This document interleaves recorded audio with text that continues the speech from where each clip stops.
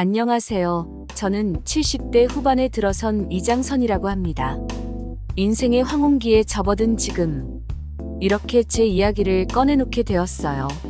세월이 흐르는 속도는 참으로 빠르더군요. 젊은 시절엔 미처 느끼지 못했어요. 시간이 지나며 삶이 어떻게 변할지, 그 시간이 내게 어떤 의미를 남기게 될지 말이죠. 이제 뒤돌아보니 많은 것이 변했어요. 그중 가장 변한 건 아마도 저 자신일 거예요. 이 글을 쓰는 이유는 간단해요. 제가 걸어온 길을 돌아보면서 스스로도 마음을 정리하고 싶어요. 인생은 우리가 기대한 대로 흘러가지 않는 경우가 많아요. 어쩌면 그게 인생의 묘미일지도 모르겠어요. 어린 시절을 떠올리면 순수하고 가난했지만 따뜻했던 기억들이 생각나요. 특히 부모님과의 추억은 언제나 제 마음을 따뜻하게 해줘요. 아버지는 늘 엄격하셨지만 그 속엔 깊은 사랑이 있었어요. 어느 여름날 친구들과 논두렁에서 놀던 기억이 생생해요.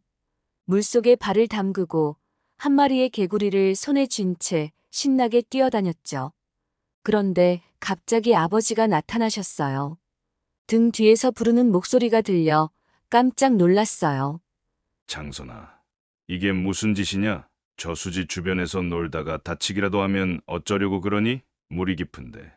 혹시 발이라도 헛디뎌 빠지기라도 하면 너만 다치는 게 아니란다. 엄마, 아버지도 얼마나 걱정할지 생각해봤어? 저는 아버지의 말을 듣고 속상했어요. 친구들은 모두 재미있게 놀고 있었는데 저만 혼나는 것 같아서요. 고개를 푹 숙이며 아버지를 따라갔죠. 발걸음이 무겁게 느껴졌어요. 내가 뭘 그렇게 잘못했을까라고 생각하면서도 아버지의 얼굴을 보니 그냥 따를 수밖에 없었어요. 그런데 집으로 가는 길에 아버지가 갑자기 제 손을 잡아주셨어요. 아무 말씀도 없이 그저 제 손을 꼭 쥐셨죠. 그때 저는 아버지의 손이 따뜻하다는 걸 느꼈어요. 마치 난 내가 안전하기만을 바란다라고 말하는 것 같았어요. 그 순간 아버지의 사랑이 제 가슴 깊이 전해졌어요. 집에 도착하자 아버지는 호주머니에서 작은 사탕 하나를 꺼내주시며 미소 지으셨어요. 장선아, 아버지가 너무 심했지. 하지만 너를 아끼는 마음에서 그랬단다. 이 사탕 먹고 기운 내렴. 그 순간 모든 서운함이 사라졌어요. 그 작은 사탕 하나에 담긴 아버지의 마음이 너무나 따뜻하게 느껴졌거든요. 지금도 그 사탕의 단맛이 가끔씩 떠올라요. 또 하나 기억에 남는 일화는 친구 영수와의 일이에요. 영수와 저는 늘 붙어 다니며 세상을 정복할 수 있을 것 같은 기분으로 놀았어요. 그러던 어느 날 영수가 제게 울먹이며 다가왔어요. 눈에 눈물이 고여 있었고 그 표정이 너무나 슬퍼 보였어요. 장선아, 우리 아버지가 몸이 안 좋으셔서 더 이상 농사를 지을 수 없대. 그래서 우리 집이 어떻게 될지 모르겠어. 우리 가족이 어떻게 살아가야 할지. 너무 걱정이 돼. 엄마도 요즘 잠을 못 주무셔. 영수의 말에 제 가슴이 덜컥 내려앉았어요. 영수네 집은 저희 집보다 더 가난했거든요. 저는 무슨 말을 해야 할지 몰라 한참을 고민했어요. 그러다 집에 돌아와서는 영수네 집에 쌀을 몰래 가져다 주기로 결심했어요. 아침 일찍 온 가족이 잠들어 있을 때 집안에 있던 쌀 한 봉지를 몰래 들고 영수네 집 앞에 조심스럽게 놓았어요. 그리고 아무도 모르게 그 집을 떠났죠. 돌아오는 길 심장이 두근거리고 혹시나 들킬까봐 발걸음이 빨라졌어요. 하지만 내심 뿌듯했어요. 영수가 조금이라도 덜 힘들어지길 바랐거든요. 그날 오후 영수가 저를 찾아와 말했어요. 장선아, 누가 우리 집에 쌀을 두고 갔어. 엄마가 아침에 그걸 보고 울었어. 누군지 모르겠지만 정말 고마웠어. 그렇게 좋은 사람이 있어서 얼마나 다행인지 몰라? 저는 그 말을 듣고 속으로 웃으며 고개를 끄덕였어요. 영수가 행복해하니 저도 기뻤거든요. 그때의 작은 나눔이 지금도 제게는 큰 의미로 남아있어요. 지금 인생의 끝자락에서 그때의 추억을 떠올리며 다시금 저를 돌아보게 돼요. 인생이란 건 아마도 그때 그 시절처럼 작은 따뜻함 속에서 진정한 빛을 발하는 것 아닐까 생각해요. 아내 김옥순을 만나던 순간을 아직도 선명하게 기억해요. 운명 같은 그 만남은 제 삶의 방향을 완전히 바꿔놓았어요. 지금 생각해보면 그날 그녀와 만나지 않았다면 제 인생은 정말 다른 길을 걸었을지도 몰라요. 그날은 작은 마을 축제가 열리던 날이었어요. 마을 사람들은 모두 들뜬 표정으로 모여들었고, 저는 친구들과 어울려 시끌벅적한 시장을 거닐고 있었죠. 그때였어요. 갑자기 들려온 웃음소리가 제 발길을 멈추게 했어요. 소리가 나는 쪽을 바라보니 한 무리의 여자들 사이에서 웃고 있는 한 여인이 눈에 들어왔어요. 그녀의 이름은 김옥순이었어요. 그 순간 제 가슴이 두근거리기 시작했어요. 처음 느껴보는 감정이었죠. 옥순이는 다른 여자들과는 달리 소박하지만 빛나는 눈동자를 가진 여인이었어요. 장선아, 왜 그렇게 멍하니 서 있어? 저기 있는 아가씨가 마음에 드는 거야? 저는 얼굴이 화끈거려 아무 말도 못하고 고개를 끄덕였어요. 친구는 웃으며 제 등을 툭툭 쳤죠. 그럼 용기 내서 말을 걸어봐. 이렇게 기회를 놓치면 평생 후회할걸? 그때만 해도 소심했던 저는 친구의 말대로 하지 못하고 그저 멀리서 옥순이를 바라보기만 했어요. 그러다 친구들이 제게 다가가더니 억지로 저를 끌고 옥순이에게 데려갔어요. 저보다 더 용감했던 친구들이 말을 꺼냈죠. 저희 친구가 여기 장선이라는 사람인데요. 옥순 씨를 보고 너무 마음에 들어서 꼭 한번 얘기해 보고 싶다고 하네요. 그 말에 저는 부끄러워 얼굴이 빨개졌어요. 그런데 옥순이는 가만히 미소를 지으며 저를 쳐다봤어요. 그 눈빛이 어찌나 따뜻하고 부드럽던지 제 마음이 녹아내리는 것 같았어요. 그렇게 우리는 서로를 알게 되었고 그날 이후로 자주 만나게 되었어요. 우리의 연애는 순수하고 소박했어요. 함께 있는 시간은 늘 짧게 느껴졌고 우리는 작은 것에도 행복을 느꼈어요. 시골길을 나란히 걸으며 들판에서 나오는 풀 냄새를 맡고 하늘을 바라보며 많은 이야기를 나누었어요. 옥순이는 늘 웃음을 잃지 않는 사람이었어요. 그런 그녀의 웃음은 제게 큰 위안이 되었어요. 어느 날 우리는 함께 산책을 하며 미래에 대해 이야기를 나눴어요. 장선 씨, 나는 나중에 우리 집에 아이들이 많이 있었으면 좋겠어요. 우리 아이들이 뛰어노는 모습을 상상하면 너무 행복해져요. 당신도 그렇게 생각하죠? 그럼요. 옥순 씨, 나도 아이들이 많은 집이 좋겠어요. 우리 아이들이 서로 의지하며 자라는 모습, 그게 진짜 행복이겠죠. 그 아이들과 함께하는 미래가 정말 기대돼요. 그렇게 우리는 서로의 꿈을 공유하며 함께하는 미래를 그렸어요. 아이들을 많이 낳고 함께 키우며 행복하게 살아가는 모습이 눈앞에 그려지는 듯 했어요. 그러던 어느 날 우리는 조용히 결혼식을 올렸어요. 소박하지만 진심이 담긴 결혼식이었어요. 가족과 가까운 이웃만 초대해 작은 마을 교회에서 서약을 나눴어요. 옥순이의 눈에는 눈물이 맺혔고 저도 눈시울이 뜨거워졌어요. 장선 씨, 이 순간을 정말 오래 기다렸어요. 이제 우리 서로에게 힘이 되면서 살아가요. 어떤 일이 있어도 서로 의지하며 함께 이겨내기로 해요. 저는 옥순의 손을 꼭 잡으며 고개를 끄덕였어요. 옥순 씨, 나도 이 순간을 정말 기다렸어요. 이제부터는 우리가 함께 걸어갈 길이에요. 당신을 위해, 우리 가정을 위해 최선을 다할게요. 그렇게 우리는 서로의 사랑을 확인하며 소박한 결혼식을 올렸고 함께하는 새로운 인생을 시작했어요. 결혼 후 우리는 작은 집에서 행복한 신혼생활을 시작했어요. 서로에게 힘이 되고 함께 미래를 그려가며 하루하루를 보냈어요. 아이가 많이 생기길 바라는 마음도 커졌고 우리는 기대와 설렘 속에서 매일을 살았어요. 하지만 시간이 흐르면서 우리에게는 예상치 못한 어려움이 찾아왔어요. 결혼 후 몇 년이 지나도록 아이가 생기지 않았어요. 처음에는 그저 시간이 지나면 자연스럽게 아이가 찾아올 거라고 생각했지만 몇 달이 지나고 몇 년이 지나도 아무 소식이 없자 마음이 점점 무거워졌어요. 어느 날 옥순이가 혼자 울고 있는 모습을 보게 되었어요. 그녀는 마당에 있는 작은 장독대 옆에서 조용히 눈물을 흘리고 있었어요. 그 모습을 보는 순간 제 가슴이 찢어지는 것 같았어요. 옥순 씨, 왜 울고 있어요? 무슨 일이 있었나요? 옥수는 눈물을 닦으며 힘겹게 미소를 지으려 했지만 그 눈빛은 너무나 슬퍼 보였어요.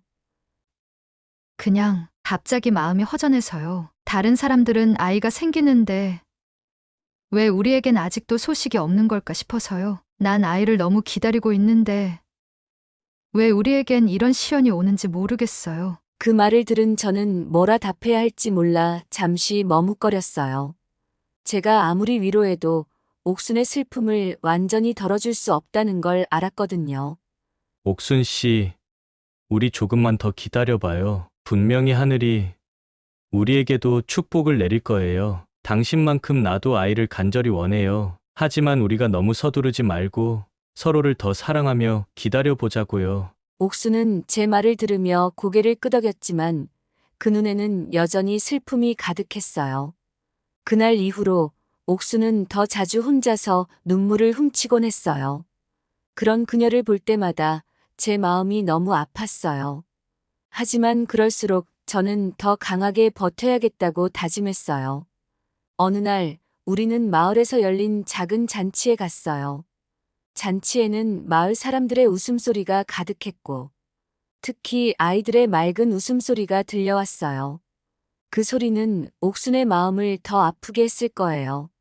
우리는 자리를 잡고 앉았지만 옥순의 시선은 계속해서 저 멀리 뛰어노는 아이들에게 고정되어 있었어요.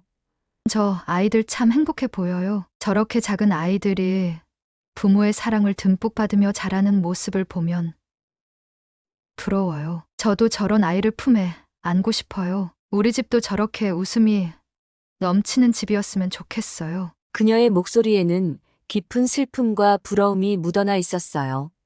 저는 옥순의 손을 꼭 잡으며 그녀에게 힘이 되고 싶었어요. 옥순 씨, 나도 당신과 같은 마음이에요. 우리 집에도 저런 아이들의 웃음소리가 가득했으면 좋겠어요. 하지만 우리에게도 분명 그런 날이 올 거예요. 조금만 더 기다려 보자고요. 그러나 시간이 갈수록 우리 둘 사이에는 슬픔이 점점 더 깊어졌어요. 7년이라는 시간이 흘렀지만 우리는 여전히 아이를 기다리고 있었어요. 옥수는 점점 더 말수가 줄어들었고 저는 그런 그녀를 볼 때마다 가슴이 무거워졌어요. 어느 날 저녁 우리는 함께 식사를 하다가 옥순이 조용히 말을 꺼냈어요. 장선 씨, 난 이제 더 이상 기대하지 않으려고 해요. 매번 기대했다가 실망하는 게 너무 힘들어요. 나도 이제 지쳤어요. 우리에게는 아이가 생기지 않을 운명인 것 같아요. 미안해요. 이 모든 것이 나 때문인 것 같아요. 그녀의 말에 저는 한참 동안 아무 말도 할 수 없었어요. 하지만 그러면서도 제 마음속에는 여전히 아이를 품고 싶은 간절한 소망이 있었어요. 그래서 저는 조심스럽게 입양에 대해 이야기를 꺼냈어요. 옥순 씨, 우리 입양을 생각해 보는 게 어때요?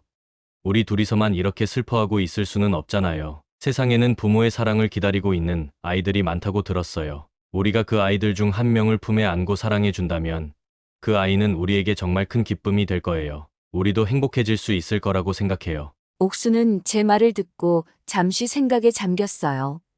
그 눈빛에는 망설임과 두려움이 동시에 담겨 있었어요. 입양이라 내가 과연 그 아이를 친자식처럼 사랑할 수 있을까요? 아이가 나를 정말 엄마로 생각할 수 있을지 모르겠어요. 그래도 우리가 아이를 키울 수만 있다면 한번 생각해 볼 수 있을 것 같아요. 그녀의 말에 저는 가슴이 조금 놓였어요. 옥순이 입양을 받아들일 수 있을지도 모른다는 생각이 들었거든요. 옥순 씨, 우리가 함께라면 어떤 어려움도 이겨낼 수 있을 거예요. 입양한 아이도 우리가 진심으로 사랑해준다면 분명 행복할 거예요. 우리에게도 새로운 희망이 될 수 있을 거예요. 그렇게 우리는 입양에 대해 진지하게 생각하기 시작했어요. 아이를 기다리는 긴 시간 동안 겪었던 슬픔과 아픔이 새로운 출발을 준비하게 만들어 주었어요. 비록 피 한 방울 섞이지 않은 아이일지라도 우리가 그 아이에게 줄 수 있는 사랑은 진심에서 우러나올 것이라고 믿었어요. 입양을 결정한 후 저와 아내는 가슴 설레는 마음으로 아이를 맞이할 준비를 했어요. 그렇게 우리는 2살이 채 안 된 작은 딸 미옥이를 만나게 되었어요. 처음 봤을 때 그 커다란 눈망울이 얼마나 사랑스러웠던지 제 마음속에 따스한 감정이 솟아났어요. 그 순간 우리는 이 아이에게 모든 사랑을 주겠다고 다짐했어요. 집에 돌아와서 우리는 미옥이를 우리 가정의 중심으로 삼고 그녀를 애지중지 키우기 시작했어요. 미옥이가 처음으로 저희를 엄마 아빠라고 불렀을 때 아내는 눈물을 글썽이며 미옥이를 꼭 안아주었어요. 아내는 미옥이가 무엇을 원하든 들어주고 미옥이가 좋아하는 장난감을 사주고 맛있는 음식을 만들어주며 그녀를 극진히 보살폈어요. 여보, 우리 미옥이는 정말 소중한 아이예요. 이 아이에게 줄 수 있는 모든 걸 주고 싶어요. 저희가 얼마나 사랑하는지 느끼게 해줘야 해요. 여보, 나도 미옥이를 사랑하지만 아이를 너무 오냐오냐 키우면 안 돼요. 바르게 자라게 해야 해요. 아이가 원하는 것을 다 들어주면 버릇이 나빠질 수 있어요. 저는 미옥이를 올바르게 키우고 싶었어요. 사랑으로 감싸는 것도 중요했지만 그녀가 세상의 이치를 배워가며 책임감 있는 어른으로 자라도록 돕고 싶었어요. 그래서 미옥이가 무언가 잘못했을 때는 타이르기도 했고 규칙을 지키도록 가르치기도 했어요. 하지만 아내는 미옥이에게 지나치게 관대했어요. 미옥이가 떼를 쓰거나 잘못된 행동을 해도 아내는 그저 미소를 지으며 넘어가곤 했어요. 미옥이가 조금 더 자라면서 저는 그녀가 부모의 사랑을 당연하게 받아들이는 것처럼 느껴졌어요. 미옥이는 점점 더 원하는 것을 요구하게 되었고 그럴 때마다 아내는 기꺼이 그것을 들어주었어요. 어느 날 미옥이가 비싼 장난감을 사달라고 조르는 일이 있었어요. 저는 미옥이를 타이르며 말했어요. 미옥아, 이건 너무 비싸서 지금은 사줄 수 없어. 다음에 내가 정말 필요할 때 다시 생각해보자. 필요한 것과 원하는 것을 구분해야 해. 아내는 그런 제 말에 반대하며 미옥이를 달래기 위해 장난감을 사주겠다고 했어요. 여보, 아이가 이걸 정말 원하잖아요. 어차피 한 번뿐인 어린 시절인데 아이가 원하는 걸 들어주면 어떠겠어요? 아이가 행복하면 우리도 행복한 거 아니겠어요? 그 말을 들으면서도 저는 마음 한구석이 무거워졌어요. 아내가 너무 미옥이에게만 집중하고 아이가 잘못된 길로 빠질까봐 걱정되었어요. 시간이 지나면서 미옥이는 사춘기에 접어들었고 우리 가정에는 새로운 갈등이 찾아왔어요. 미옥이는 점점 반항적이 되었고 저의 훈계에 더 이상 귀를 기울이지 않았어요. 특히 저와의 갈등이 깊어졌어요. 미옥이는 자주 집에 늦게 들어오고 친구들과 어울리며 걱정되는 행동들을 하곤 했어요. 그런 날이면 저는 미옥이를 앉혀놓고 이야기하려 했지만 그녀는 늘 제 말을 듣지 않으려 했어요. 미옥아, 내가 요즘 들어 왜 이렇게 행동하는지 아빠는 정말 궁금해. 아빠는 내가 무사히 잘 자라기를 바라는 마음뿐이야. 그런데 내가 자꾸 이렇게 반항하면 아빠도 어찌해야 할지 모르겠구나. 아빠, 제발 그만 좀 하세요. 저는 제 방식대로 살고 싶어요. 제 인생인데 왜 자꾸 간섭하는 거예요? 친구들과 놀고 싶은 게 그렇게 잘못된 거예요? 미옥이의 반항적인 태도에 저는 속이 상했어요. 하지만 더 큰 문제는 아내에게 있었어요. 아내는 미옥이의 편을 들며 그녀를 감싸기만 했어요. 미옥이가 무리한 요구를 해도 아내는 그저 다 들어주기만 했어요. 그러다 보니 미옥이는 점점 더 제 말을 무시하게 되었어요. 어느 날 미옥이가 늦게 들어와 문을 쾅 닫고 방으로 들어가는 소리를 들었어요. 저는 그녀와 이야기하려 했지만 문을 열고 들어간 아내가 먼저 딸을 달래기 시작했어요. 미호가 힘든 하루였니? 엄마가 내가 좋아하는 간식을 만들어 줄게. 우리 오늘은 그만하고 쉬자, 응?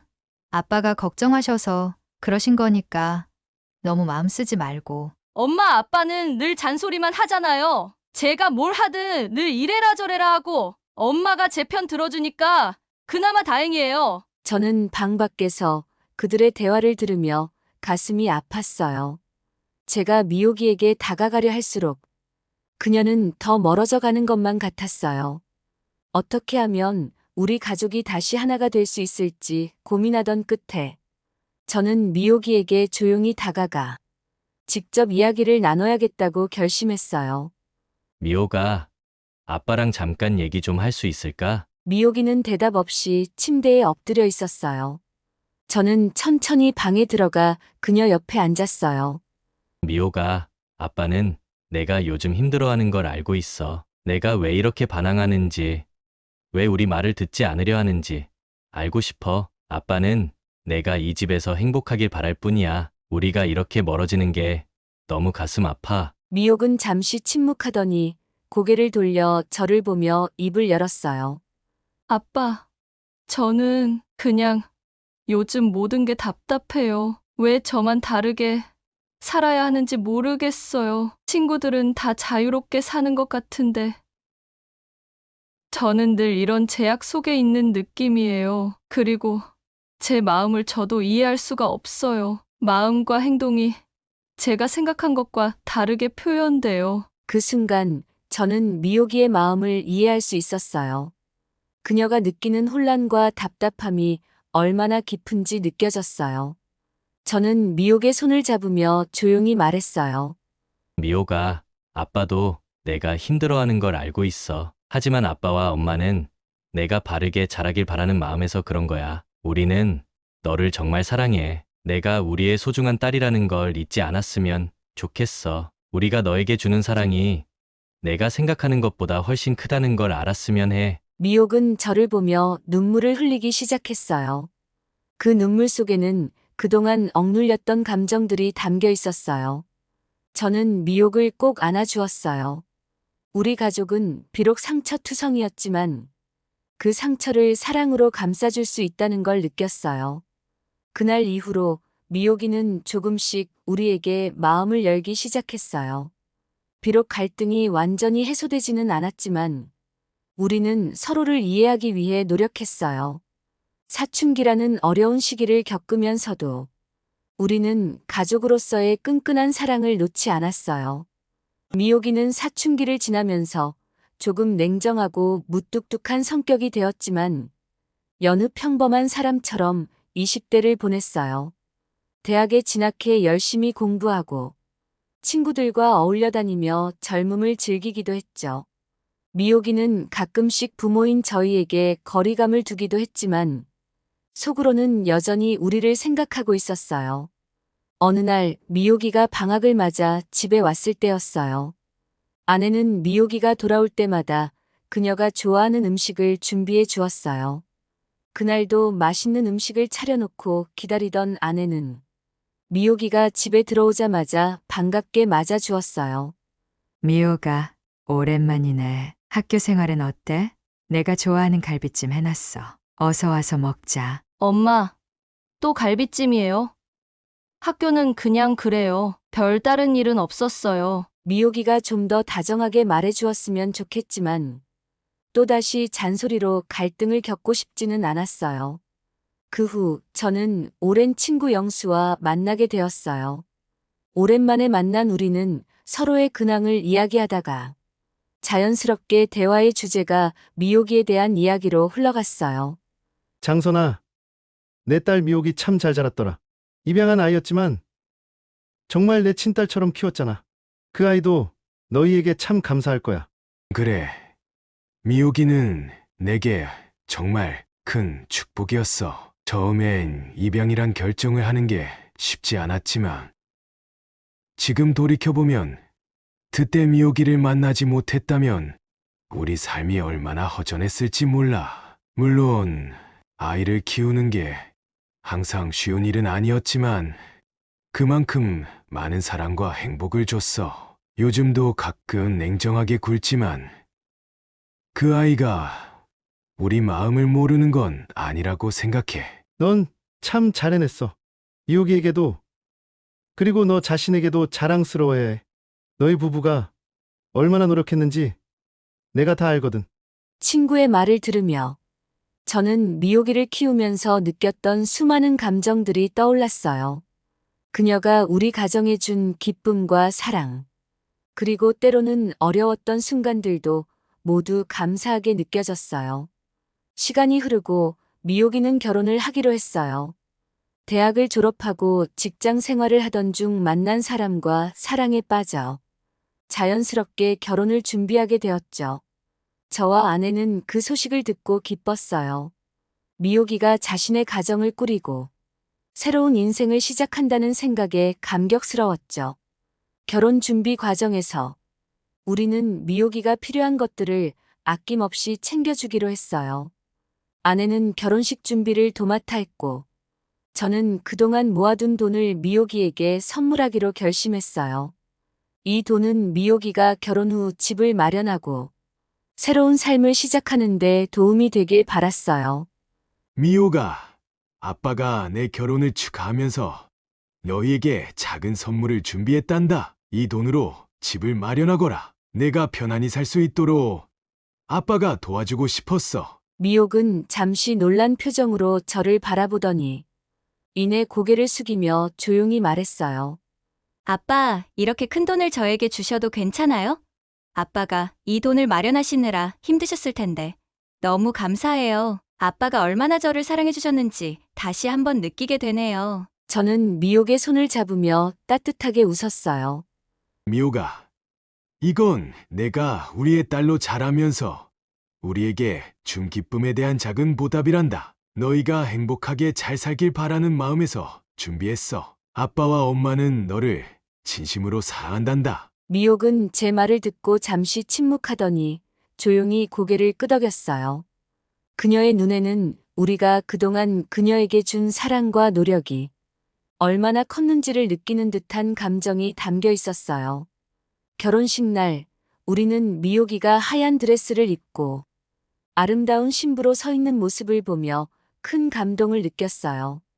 그날의 그녀는 우리가 처음 미옥이를 입양했을 때 느꼈던 감정들과 겹쳐져 더 특별하게 다가왔어요.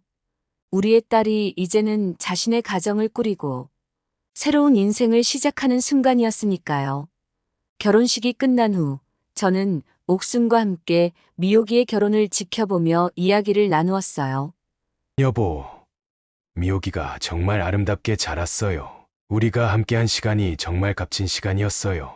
이렇게 그녀의 결혼을 지켜볼 수 있어서 정말 행복해요. 맞아요, 여보. 미호기는 우리에게 큰 기쁨을 줬어요. 이제는 그녀가 자신의 가정을 꾸리고 행복하게 살길 바랄 뿐이에요. 우리가 그녀에게 준 사랑이 그녀의 인생에도 큰 도움이 되었길 바라요. 이제 미옥이는 새로운 삶을 시작했고 우리는 그녀의 행복을 진심으로 응원하며 남은 여생을 함께 보내기로 했어요.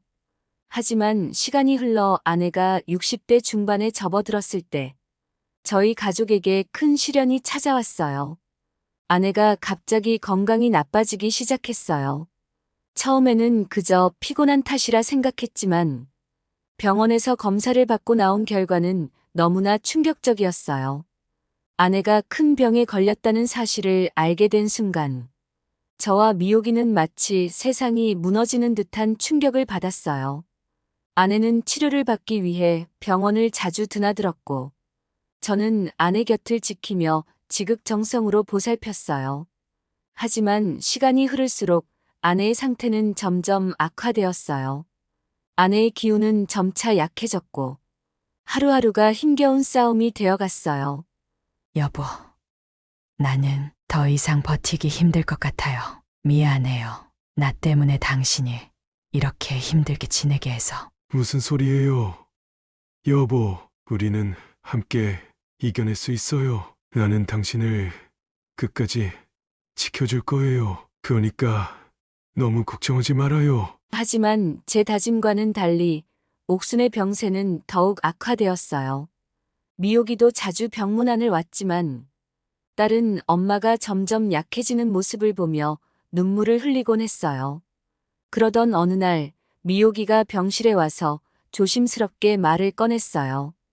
딸의 표정은 어딘가 단호해 보였어요. 엄마, 아빠가 혼자 남으면 정말 힘드실 거예요. 엄마가 돌아가시면 아빠가 이 집에서 혼자 지내기 어려우실 거예요. 그러니 아빠 집을 팔아서 제 집과 합쳐서 더 큰 집으로 이사 후 저와 함께 살게 해주세요. 제가 아빠를 돌볼 테니까요. 그 말을 듣는 순간 저는 마음이 무거워졌어요. 이 집은 옥순과 제가 평생을 함께하며 쌓아온 추억이 담긴 곳이었고 쉽게 떠날 수 없다는 생각이 들었어요. 미옥이가 우리를 돌보려는 마음은 알겠지만 그 제안이 저에게는 너무 가혹하게 느껴졌어요. 미호가, 내 마음은 알겠지만 이 집을 처분하는 건 정말 어려운 일이야. 내 엄마와 나는 이 집에서 평생을 함께했어. 이 집을 떠난다는 건 그 모든 기억을 떠나야 한다는 의미야. 하지만 아내는 미옥의 말을 듣고 한참을 생각하더니 저를 바라보며 조용히 말했어요. 여보, 미옥이 말이 맞을지도 몰라요. 내가 떠나면 당신 혼자 이 집에 남아있기 힘들 거예요. 차라리 미옥이와 함께 지내는 게 나을 것 같아요. 이 집을 팔고 더 큰 집을 마련해서 미옥이와 함께 편안하게 지내세요. 그게 나도 마음이 놓여요. 옥순의 말을 듣고 저는 깊은 갈등에 빠졌어요. 집을 팔고 미옥이와 함께 지내는 게 현실적으로는 맞을지 몰라도 그 결정이 너무나 가슴 아팠어요. 하지만 아내가 간절히 원하고 있다는 것을 느낄 수 있었어요. 그녀의 마지막 부탁을 외면할 수 없다는 생각에 저는 결국 결심하게 되었어요. 알았어요. 여보, 당신이 그렇게 원한다면 미호기와 함께 지내기로 할게요. 집을 팔고 당신이 남기고자 했던 모든 것을 미호기에게 넘길게요. 당신이 안심할 수 있도록 나도 힘낼게요. 아내는 그 말을 듣고 작게 미소 지었어요. 그녀의 눈에는 안도감과 함께 깊은 슬픔이 묻어 있었어요. 그렇게 우리는 모든 재산을 미옥이에게 넘기고 집을 팔아 그녀와 함께 지내기로 결정했어요. 그 결정은 저에게는 정말 큰 상처였지만 아내를 위해서라면 무엇이든 할 수 있다는 마음으로 받아들였어요.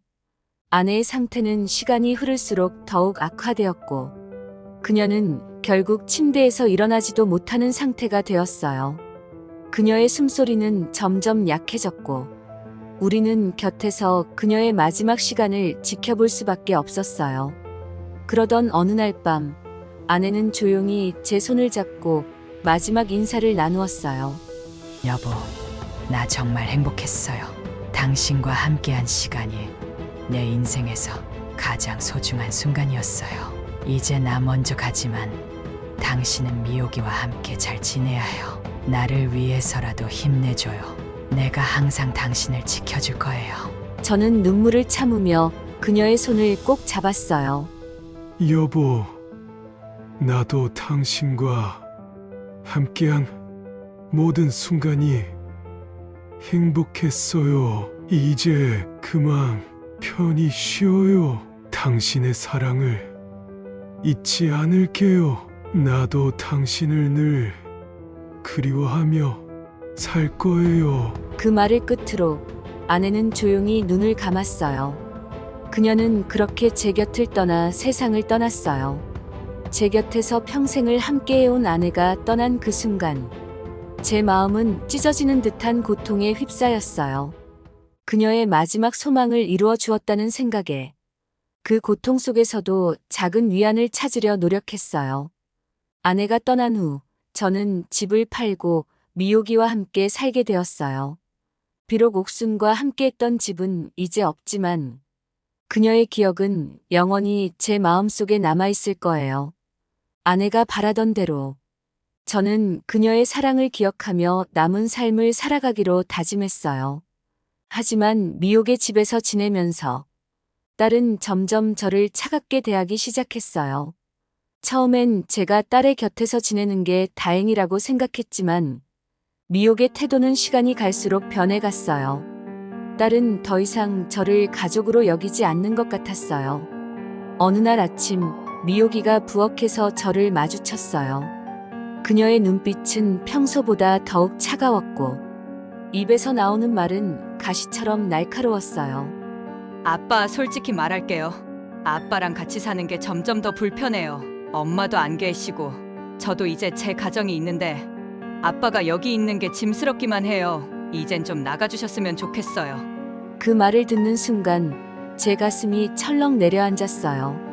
믿었던 딸이 어떻게 이런 말을 할 수 있을까? 저는 당황스러워서 말을 잇지 못하고 그저 그녀를 바라볼 수밖에 없었어요. 그동안 쌓아온 모든 정과 신뢰가 한순간에 무너져 내리는 것 같았어요. 미호가, 내가 무슨 말을 하는 거니? 아빠는 내가 원해서 여기 들어온 거잖아. 우리가 서로 돕고 살아야 하지 않겠니? 엄마도 그렇게 원하셨고. 미옥이는 제 말이 전혀 가슴에 와닿지 않는 듯 차가운 눈빛으로 저를 쏘아보며 대꾸했어요. 아빠, 솔직히 말씀드리죠. 아빠랑 같이 사는 게 전혀 즐겁지 않아요. 제 삶에 아빠가 끼어드는 게 너무 불편해요. 이 집은 이제 제 집이에요. 아빠는 더 이상 여기에 있을 이유가 없어요. 그냥 제발 나가주세요. 그녀의 말은 마치 날카로운 칼처럼 제 가슴을 찔렀어요. 어떻게 딸이, 그것도 제가 온 마음을 다해 키운 딸이 이런 말을 할 수 있을까요? 그동안 제가 그녀에게 쏟아부은 모든 사랑과 희생이 순간적으로 허무하게 느껴졌어요. 제 가슴 속에서 분노와 후회가 치밀어 올랐어요. 미호가, 이건 너무하잖아. 아빠가 이 집을 팔고 너에게 모든 걸 넘긴 이유는 우리가 함께 행복하게 살기 위해서였어. 그런데 내가 이렇게 나를 내쫓으려 하다니, 이건 정말 아니지 않니?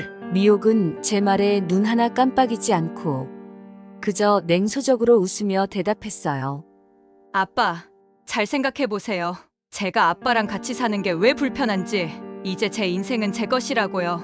아빠는 그저 귀찮은 짐일 뿐이에요. 솔직히 말해서 아빠가 이 집에 계속 있는 건 제게 아무 이득도 안 돼요. 그러니까 그냥 나가주시길 바라요. 더 이상 할 말도 없고요. 그 순간 저는 완전히 무너져 내렸어요. 미옥의 말이 제 가슴에 박혀서 숨조차 쉴 수 없을 만큼의 고통이 밀려왔어요.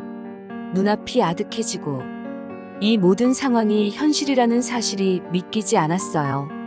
제가 딸에게서 느낀 배신감과 절망감은 이루 말할 수 없었어요. 내가 정말 이런 말을 할 줄은 몰랐구나. 미호가, 아빠는 내가 행복하길 바랐고 내가 잘 살길 바랐어. 그런데 내가 나에게 이런 식으로 대하다니, 나는 너를 믿었던 게 후회스럽구나. 미옥은 여전히 차가운 표정으로 저를 바라보며 냉정하게 덧붙였어요. 후회할 필요 없어요. 아빠, 이제 그만 나가주시죠. 솔직히 말해서 아빠가 여기 있으면 제가 더 이상 견딜 수 없을 것 같거든요. 이 집은 제 것이고 아빠는 이제 제 인생에서 걸림돌일 뿐이에요. 그냥 조용히 나가주시길 바랄게요. 그녀의 말은 마지막으로 저를 짓밟는 듯 했어요. 딸이 저를 이토록 차갑게 그리고 무자비하게 내쫓으려 한다는 사실에 피가 거꾸로 솟는 듯 했어요. 그동안 제가 이룬 모든 것이, 사랑했던 아내와의 모든 추억이 한순간에 무너져 내린 것 같았어요. 미옥의 냉정하고 사악한 태도에 깊이 상처받은 저는 차가운 길 위에서 홀로 서서 깊은 절망감에 빠져버렸어요. 저는 그 순간 모든 것을 잃어버렸다는 생각에 눈앞이 캄캄해졌어요. 사랑했던 아내는 떠나고 믿었던 딸은 저를 배신했으며 이제 남은 것은 고독과 상처뿐이었어요. 그 길 위에서 저는 홀로 눈물을 흘리며 저 자신의 삶을 돌아보게 되었어요. 그리고 이제 남은 삶을 어떻게 살아가야 할지 깊이 고민하게 되었어요. 미옥의 집에서 쫓겨난 후 저는 거리로 나섰습니다. 사랑했던 아내도 믿었던 딸도 더 이상 제 곁에 없다는 현실이 너무 가혹하게 다가왔습니다. 제가 모든 걸 내주고 믿었던 사람들에게서 이렇게 버림받다니. 그 충격은 이루 말할 수 없었어요. 이 거대한 세상 속에서 제가 완전히 홀로 남겨졌다는 사실이 견딜 수 없을 만큼 가슴을 짓눌렀습니다. 밤이 되어 마침내 한 공원의 벤치에 주저앉았어요. 미혹의 차가운 말들이 머릿속을 맴돌았고 아내 옥순의 마지막 순간이 떠올랐습니다. 그녀의 유언을 지키기 위해 모든 걸 내주었는데 결국 남은 것은 아무것도 없다는 생각이 들었어요. 내 인생이 이렇게 끝나는 것인가 하는 절망감에 눈물이 흐르기 시작했죠.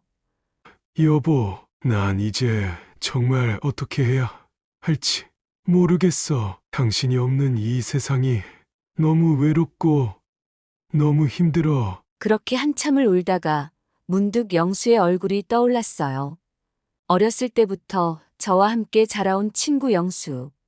그는 언제나 저에게 든든한 존재였죠. 더 이상 갈 곳이 없다는 생각에 저는 영수를 찾아가기로 결심했어요.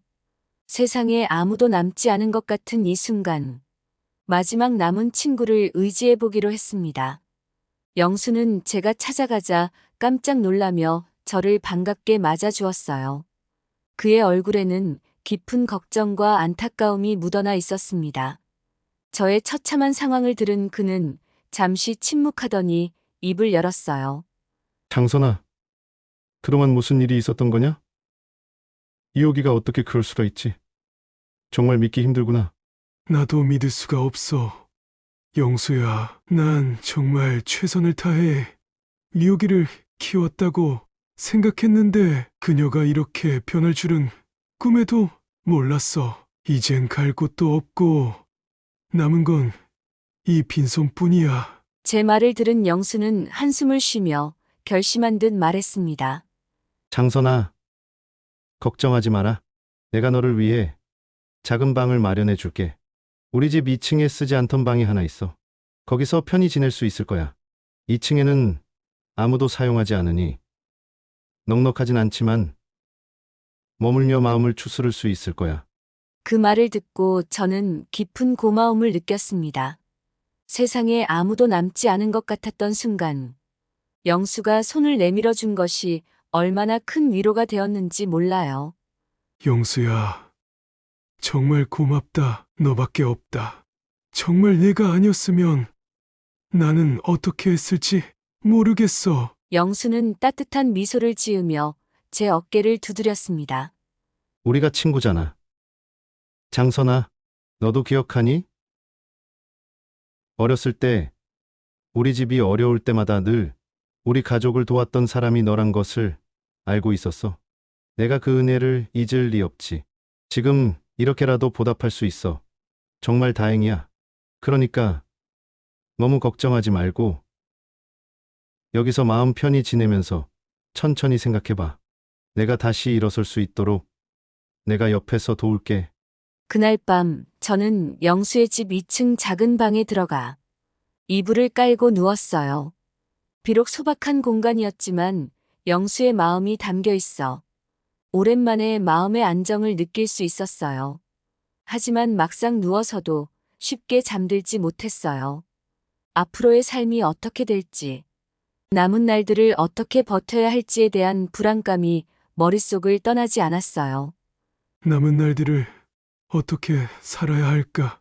이제 혼자서 이 세상을 헤쳐나가야 한다니 정말 막막하구나. 아내도 없고 믿었던 미호기마저 나를 배신했으니 이제 내겐 정말 아무도 없구나. 잠자리에 누운 채로 저는 다시 한번 제 인생을 돌아보며 쓸쓸한 마음을 달래려 했어요. 비록 모든 것을 잃었지만 아직 남아있는 친구 영수의 존재가 그나마 저를 지탱해주는 힘이 되었어요. 하지만 내일이 두렵고 남은 삶이 끝없는 어둠 속을 걷는 것처럼 느껴졌어요. 그래도 어떻게든 버텨야 한다는 마음으로 저는 조용히 눈을 감았어요.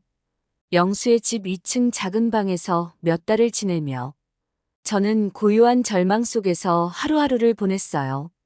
사랑했던 아내도 믿었던 딸도 더 이상 제 곁에 없다는 현실이 너무나 가혹했어요. 제가 모든 것을 내주고 믿었던 사람들에게서 이렇게 버림받다니. 그 충격은 이루 말할 수 없었어요.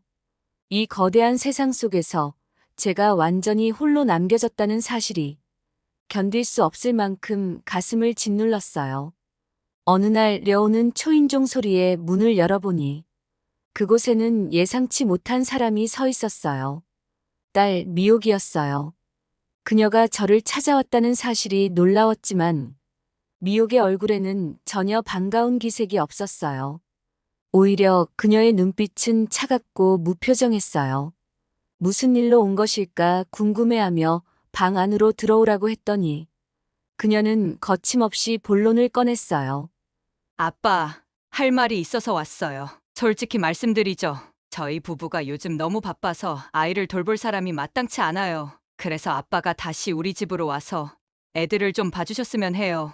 엄마도 돌아가셨고 아빠가 애들 잘 돌봐주시면 되잖아요? 그 말이 끝나자 제 가슴이 철렁 내려앉았어요. 어떻게 딸이 이렇게 무심하게 나를 대할 수 있을까? 사랑을 담아 키운 딸이. 이제는 나를 그저 아이를 돌보는 도구로 이용하려고 하다니 믿을 수가 없었어요. 저는 충격과 분노가 뒤섞인 마음으로 그녀를 바라보았어요. 미호가, 너 정말 이렇게 말할 수 있니? 아빠를 집에서 쫓아낼 땐 언제고 이제 와서 나를 다시 데려가겠다고? 내가 생각하는 아빠는 도대체 뭐냐? 내가 너를 위해 모든 걸 바쳤는데 넌 지금 나를 그저 아이 돌보는 사람으로 이용하려는 거야. 하지만 미옥은 제 말이 전혀 가슴에 와닿지 않는 듯 오히려 짜증 섞인 목소리로 대답했어요. 아빠, 그렇게 감정적으로 굴지 마세요. 저는 그냥 현실적인 상황을 말한 거예요. 아빠도 집에서 편히 지내시고 저희도 도움받고 서로 윈윈하는 거잖아요. 그렇게 심각하게 생각할 필요 없어요. 그녀의 무심하고 차가운 태도에 저는 다시 한번 분노가 치밀어 올랐어요. 하지만 영수의 집에서 생활하는 동안 딸과의 관계를 조금이라도 회복하려는 마음이 있었기에 미옥의 제안을 받아들이기로 했어요. 그래도 그녀는 내 딸이니까, 아내의 마지막 부탁도 있었으니까 저는 그저 그렇게 생각하려고 애썼어요. 미옥의 집으로 다시 들어가면서 저는 손주들을 돌보며 지내기 시작했어요. 하지만 시간이 지나면서 미옥과 그녀의 남편은 점점 저를 무시하고 함부로 대하기 시작했어요. 손주들을 돌보며 조금이라도 실수를 하면 미옥은 차가운 말투로 저를 질책하곤 했어요. 어느 날 손주가 과자를 흘리며 장난을 치다가 넘어졌을 때였어요. 제가 급히 달려가 손주를 일으켜 세우려던 순간 미옥이 다가와 저를 쏘아붙였어요. 아빠, 애들 좀 제대로 돌보세요. 애가 이렇게 엉망이 되도록 놔두면 어쩌자는 거예요? 도대체 뭘 하고 계셨던 거예요? 아빠가 이 집에 있는 것 자체가 짐이 돼요. 이러면 왜 아빠를 데려왔는지 모르겠어요. 그녀의 말에 가슴이 무너져 내렸어요. 나를 필요로 해서 데려왔다면서도 이렇게 매일 같이 쏟아내는 모진 말들 속에서 저는 조금씩 지쳐갔어요. 내 존재가 정말 이렇게 하찮고 짐스럽게 느껴지는 것인가? 그런 생각이 계속해서 머리를 떠나지 않았어요.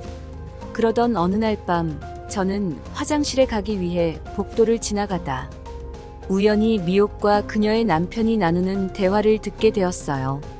문틈 사이로 들려오는 그들의 대화는 너무나 충격적이었어요. 애들 클 때까지만 아빠를 여기서 지내게 하자. 어차피 지금은 우리가 바빠서 도와줄 사람이 필요하니까 애들이 좀 더 크면 그때 다시 나가달라고 하면 되잖아. 돼. 나도 그렇게 생각해. 솔직히 도움이 되는 것도 아니고 그냥 애들 보는 것 말고는 별 의미가 없으니까 그때까지는 그냥 두자고. 그들의 대화를 듣는 순간 저는 한겨울의 찬바람 속에 홀로 서 있는 듯한 느낌을 받았어요. 내가 이 집에 다시 들어온 이유는 그저 그들에게 필요해서였을 뿐이었구나. 내가 더 이상 그들에게는 가족도 존중받을 존재도 아니라는 사실이 뼈저리게 다가왔어요. 그동안 느껴왔던 불안감이 현실이었음을 확인하는 순간이었어요. 내 딸이, 내가 목숨을 걸고 지켜온 딸이 나를 이렇게 대할 줄은 상상도 하지 못했어요. 다음 날 아침, 저는 미옥을 조용히 불렀어요. 더 이상 참을 수 없다는 생각이 들었고, 이제는 이 모든 상황에서 벗어나고 싶었어요. 제가 말을 꺼내자 미옥은 짜증스러운 얼굴로 저를 바라보았어요. 미호가, 나는 이제 더 이상 너희 집에서 지낼 수가 없어. 내가 나를 어떻게 생각하는지 다 들었어. 내가 그동안 너를 위해 얼마나 많은 걸 희생했는지 내가 모를 리 없을 텐데 내가 이런 식으로 나를 대하는 건 도저히 참을 수가 없구나. 이제부터는 너를 아는 사람으로 생각하지 않겠어. 더 이상 나를 찾지도 말고 내가 널 딸로 여기지도 않을 테니까. 그 말에 미옥은 순간적으로 놀란 표정을 지었지만 곧 차갑게 말했어요. 아빠, 나를 이렇게 무시하는 거예요? 나를 입양한 딸이라고 이렇게 취급하는 거냐고요. 아빠도 결국 나를 진짜 가족으로 생각한 적 없었던 거잖아요. 그러니까 나한테 이러는 거 아니에요. 그 순간 억울함과 분노가 한꺼번에 밀려왔어요. 미옥의 말은 마치 제가 그녀를 입양한 걸 후회하고 그녀를 진정한 딸로 여기지 않았다는 식으로 몰아붙이는 듯 했어요. 하지만 그것은 전혀 사실이 아니었어요. 제가 그녀를 위해 바친 세월과 사랑이 이토록 쉽게 부정당하다니.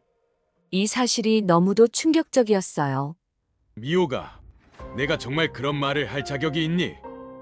나는 너를 위해 모든 걸 바쳤어. 너를 진심으로 사랑했고 내가 행복하게 자라길 바랐어. 하지만 지금 너는 그 모든 걸 배신하고 있어. 나는 너를 딸로 키웠지만 내가 나를 아버지로 생각한 적이 있었는지 모르겠구나. 내가 나를 버린 거야. 미호가, 이제 나도 너를 내 딸로 생각하지 않겠어. 그 말을 남기고 저는 문을 열고 나섰어요. 더 이상 그녀와의 관계를 이어가는 것이 의미 없다는 것을 깨달았어요. 깊은 상처와 분노가 가슴 속에서 불타올랐지만 이제는 그마저도 내 삶의 일부로 받아들일 수밖에 없다는 생각이 들었어요. 미옥과의 인연은 여기서 끝이었어요. 저는 이제 다시는 그녀를 만나지 않겠다고, 그리고 그녀의 삶에서 완전히 떠나겠다고 결심했어요. 미옥의 집을 떠난 후 저는 다시 영수의 집으로 돌아왔어요. 이번에는 마음이 더 무거웠습니다. 딸에게서 받은 상처는 치유될 수 없을 것처럼 깊었고 그동안 쌓아온 모든 신뢰와 사랑이 한순간에 무너져 내렸다는 생각에 가슴이 아팠습니다. 영수는 저를 따뜻하게 맞아주었어요. 제 얼굴에 드리워진 깊은 슬픔을 읽고 말없이 저를 위해 술잔을 채워주었어요. 우리는 술잔을 기울이며 오랜 시간 동안 말을 잇지 못했습니다. 그러다 술이 몇 잔 돌고 나서야 저는 조용히 입을 열었어요. 영수야, 난 이제 미호기와 인연을 끊으려고 해. 내가 미호기를 위해 모든 걸 바쳤는데 결국 돌아온 건 배신뿐이었어. 더 이상 나를 아버지로 여기지 않는 딸을 위해 내 남은 삶을 낭비하고 싶지 않아. 미호기에게서 받은 상처가 너무 깊어. 이제 나는 미호기를 잊고 내 길을 가려고 해. 영수는 한참 저를 바라보다가 무겁게 고개를 끄덕였어요. 장선아, 내 마음이 어떤지 충분히 이해해. 내가 미호기를 위해 얼마나 애썼는지 내가 다 봤잖아. 그동안 정말 잘해왔어. 하지만 지금은 내 자신을 먼저 생각해야 할 때야. 내가 행복해야 하는 거잖아. 이제는 너 자신을 위해 살 때야. 영수의 말을 들으며 저는 눈물이 핑 돌았어요. 그동안의 세월이 떠오르며 저는 내 삶을 후회하기 시작했어요.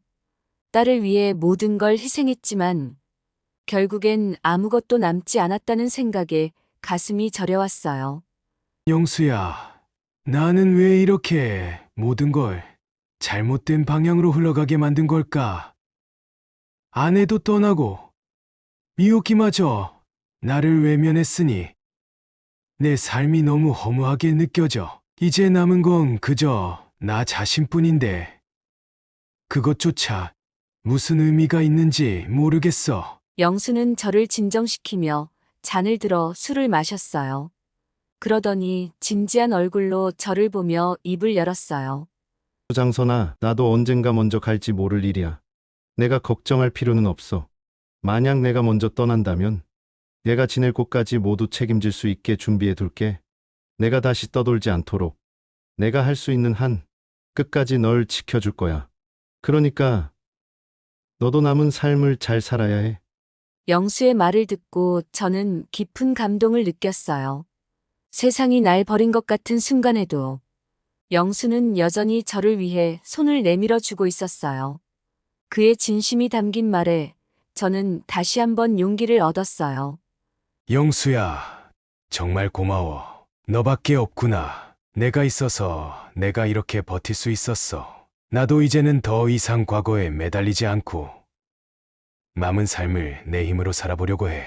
그래도 내가 항상 곁에 있어 준다는 걸 알면 나도 더 힘낼 수 있을 것 같아. 며칠 후 저는 학교에서 숙직 기사로 취업하게 되었어요.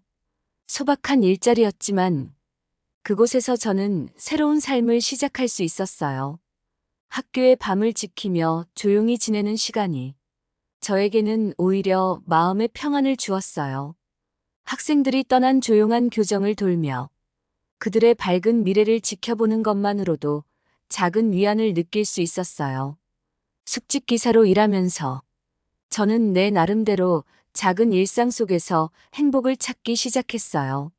새벽 일찍 일어나 학교의 정원을 돌며 간단한 운동을 하고 점심에는 시장에서 장을 봐와 직접 음식을 만들어 먹는 소박한 일상이었지만 그것이 오히려 저에게는 큰 기쁨이 되었어요. 어느 날 저는 시장에서 싱싱한 채소를 골라서 돌아오던 길에 평소보다 넉넉하게 음식을 준비해 보기로 했어요. 작은 방에서 식탁을 차려놓고 맛있게 익은 된장찌개와 밥을 한 숟가락 떠먹으며 혼자 말했어요. 늙었지만 그래도 아직 스스로를 돌볼 수 있다는 게 얼마나 다행인지 몰라. 이게 바로 나를 위한 삶이지. 내가 원하는 대로, 내가 필요한 대로 살 수 있으니까 내게 남은 시간 동안만큼은 내가 나를 사랑해주자. 또 다른 날 저는 거울 앞에서 머리를 다듬으며 스스로를 바라봤어요. 주름이 깊게 패인 얼굴, 흰머리가 늘어났지만 그 속에서도 여전히 살아있는 눈빛을 발견했어요. 그래, 장선아. 내가 그동안 힘들었어도 이렇게 잘 버텨왔잖아. 이제는 누구에게도 휘둘리지 않고 너만의 삶을 살아가면 돼. 나를 위해서, 스스로를 위해서 살아가는 거야. 그렇게 저는 남은 삶을 사랑하며 작은 기쁨 속에서 스스로를 돌보는 법을 배워갔어요. 비록 가진 것은 많지 않았지만 내 마음을 돌보는 것만큼은 누구보다 잘 해낼 수 있었어요. 그 과정에서 저는 조금씩 잃어버렸던 자신감을 되찾아갔고 다시금 삶의 의미를 찾아가는 중이에요. 그리고 이제 제 이야기를 마무리하려고 해요. 제 인생은 결코 평탄하지 않았지만 그 속에서 배운 것들이 저를 더 단단하게 만들어 주었어요. 저는 이제 더 이상 과거에 얽매이지 않고 남은 날들을 스스로의 힘으로 살아가려고 해요. 저처럼 삶의 굴곡 속에서 방황하고 있다면 여러분도 자신을 믿고 앞으로 나아가기를 바랍니다. 아무리 힘든 순간이 와도 스스로의 삶을 사랑하는 마음만은 잃지 않기를 바래요. 들어주셔서 감사합니다. 오늘은 이장선님의 가슴 아프고도 따뜻한 인생 이야기를 들어보았습니다. 이장선님의 이야기는 인생의 끝자락에서 다시 자신을 돌보고 사랑하는 것이 얼마나 중요한지 깨닫게 해주었습니다. 여러분, 인생은 때로는 우리에게 예상치 못한 어려움을 안겨주기도 합니다. 하지만 그 속에서도 우리는 스스로를 지키고 나아가야 할 이유를 찾아야 합니다. 오늘 이장선님의 이야기를 통해 우리는 그 어떤 상황에서도 자신을 사랑하고 삶의 작은 기쁨을 찾는 것이 얼마나 중요한지를 배웠습니다. 여러분께 드리고 싶은 메시지는 바로 이것입니다. 여러분의 삶이 어떠한 과정을 거쳐왔든 지금 이 순간부터는 스스로를 돌보며 살아가세요. 남은 날들을 소중히 여기고 자신의 삶을 사랑하는 법을 배워가세요. 주위의 소중한 사람들과 함께하는 시간을 아끼고 자신에게도 따뜻한 마음을 전해주시는 건 어떨까요? 특히 더 중요하게 생각되는 것은 자립적인 삶을 살아가는 방법입니다. 이제는 자녀나 타인의 기대에서 벗어나 자신의 삶을 중심에 두고 살아가야 할 때입니다. 혼자서도 충분히 행복할 수 있는 방법을 찾고 스스로를 돌보며 새로운 취미를 시작해 보세요. 오늘 이야기가 여러분께 조금이나마 힘이 되었기를 바랍니다. 여러분의 인생이 더 밝고 따뜻한 길로 이어지길 바라며 저는 여기서 인사를 드리겠습니다. 여러분의 삶이 항상 행복과 평안으로 가득하기를 바랍니다. 함께 해주셔서 감사합니다.